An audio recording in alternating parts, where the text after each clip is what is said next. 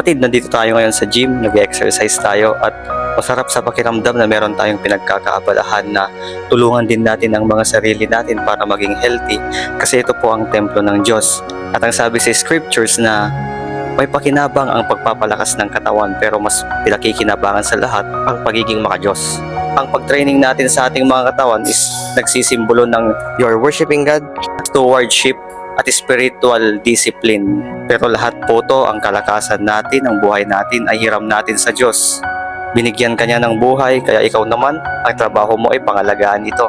Even Jesus Christ po is isang example na pinangalagaan niya ang katawan niya, hindi siya nagpatukso sa kanyang laman.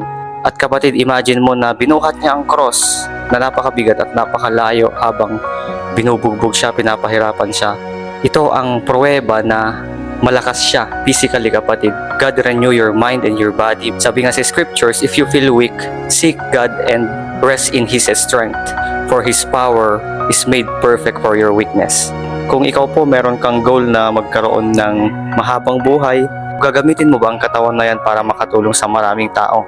Ito ba ay para mabuhay ka sa karangyaan o gagamitin mo ba ang katawan na yan para magsilbi sa Panginoon? Glory to God!